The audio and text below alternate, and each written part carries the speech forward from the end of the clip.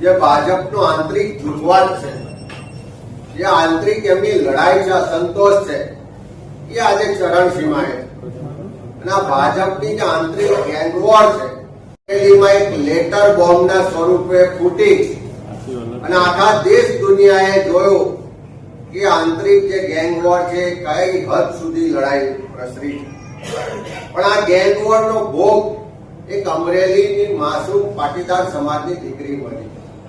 આ એમની આંતરિક લડાઈનો ભોગ આ દીકરી બની છે.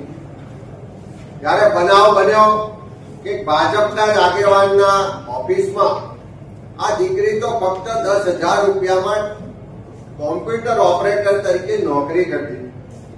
એ ભાજપના આગેવાનના લેટર પેડ પર પત્ર લખવામાં આવ્યો કે અમરેલી જિલ્લાના ભાજપના એક આગેવાન કેવી રીતે ભ્રષ્ટાચાર કરે છે, કેવી રીતે પોલીસ પ્રશાસન ને નેતાઓ ભેગા થઈ ને નિયમિત હપ્તાઓ મેળવે છે, કેવી રીતે ગેરકાયદેસર પ્રવૃત્તિઓને પ્રોત્સાહન મળે છે, એની તપાસ થવી જોઈએ એવો એક પત્ર લખાય છે. એ પત્ર ખોટો છે એવી રજૂઆત કરીને પોલીસને દબાણ કરીને ફરિયાદ થઈ છે. ગાંધીનગરમાંથી ગૃહ રાજ્યમંત્રી આદેશો આપે છે અને રાતોરાત કાયદાનું ઉલ્લંઘન કરી અને માસૂમ દીકરીને રાત્રે 12 વાગે એના ઘરેથી પોલીસ ઉઠાવીને લઈ જાય છે. એ દીકરીની રજૂઆત મુજબ એને પોલીસ સ્ટેશનમાં ખૂબ દબાણ કરવામાં આવે છે, ડરાવવા ધમકાવવામાં આવે છે, ત્યાં સુધી કે એને પટ્ટા મારવામાં આવે છે. અને હદ તો ત્યારે થાય છે કે માનવ અધિકારનું હનન કરી, બંધારણની સ્વતંત્રતાના અધિકારનું હનન કરી, કાયદાની ઉપરવટ જઈ અને સરકારના ઇશારે ત્યાં અમરેલીની પોલીસ આ દીકરીનું બજારમાં વરઘોડો કાઢે છે. આ દીકરીનો વાંક કેટલો કે નોકરી કરતી હતી, એના માલિકે કીધું તો ખાલી એક કોમ્પ્યુટર પર લેટર ટાઈપ કર્યો.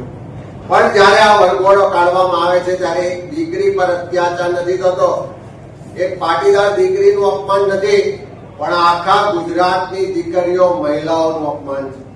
સરકારના ઇશારે પોતાના રાજકીય હરીફોને ખતમ કરવા માટે જે આ વરઘોડો કાઢવામાં આવ્યો અને એની ઉપર સરકારમાં બેઠેલા ગૃહ રાજ્યમંત્રી એમ કહેતા હોય કે વરઘોડા તો નીકળશે, તો વરઘોડા આજ દિન સુધી ડ્રગ્સ માફિયાઓના વરઘોડા સરકાર નથી કાઢતી, કોઈ ખનન માફિયાનો વરઘોડો આજ દિન સુધી નથી નીકળ્યો, કોઈ મેડિકલ માફિયાનો વરઘોડો આજ દિન સુધી નથી નીકળ્યો, કોઈ બીજેડ કાંડના આરોપીઓ હોય એમનો વરઘોડો નથી નીકળ્યો, કે કોઈ ભાજપના મળતિયાઓ બળાત્કારમાં સંડોવાયેલા હોય તેમનો વરઘોડો નથી નીકળતો.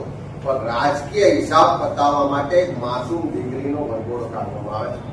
અને જયારે આખા ગુજરાતમાંથી બધા જ સમાજના લોકો થઈને વિરોધ કરે છે ત્યારે ત્યાંની પોલીસ નાના 2-3 કર્મચારીઓને સસ્પેન્ડ કરીને એમની પર ભીનું સંકેલવાનો પ્રયત્ન કરે.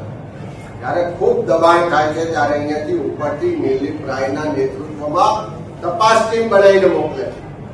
આજે અમે માંગણી કરી છે કે દિલીપ રાય તપાસ કરવા ગયા છે, જો પત્ર સાચો હોય કે ખોટો હોય તેની ચકાસણી માટે તમે એફએસએલમાં મોકલ્યો છે, તો આટલો બધો સમય થયો, એફએસએલનો રિપોર્ટ જાહેર કરો એવી માંગણી કરી છે.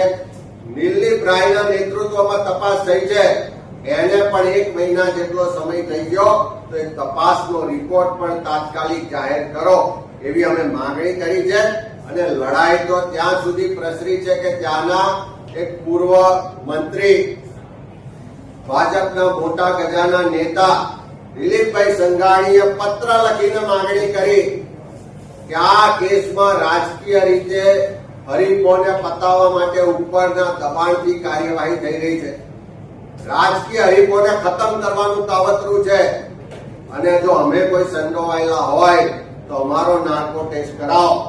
એ જ રીતે ત્યાંના પૂર્વ સાંસદે પણ મીડિયા સમક્ષ નિવેદન કરીને કીધું કે અમે પણ તૈયાર છે નાર્કો ટેસ્ટ કરાવવા, પણ જે નેતાઓના ઈશારે આ બધું થઈ રહ્યું છે, જે નેતાઓના દબાણથી આ બધું થઈ રહ્યું છે, એમનો નાર્કો ટેસ્ટ પણ કરાવો. તો અમે સરકાર પાસે માંગણી કરીએ છીએ કે આ ભાજપની આંતરિક ગેંગવોરનો ભોગ એક માસૂમ દીકરી બની છે. આખી ગુજરાતની મહિલાઓનું અપમાન થયું છે, તો આ નેતાઓના નાર્કો ટેસ્ટ પણ કરાવો, જે જવાબદાર અધિકારીઓ છે એની પર કાર્યવાહી કરો. નિર્લિપ રાયના તપાસનો અહેવાલ જાહેર કરો.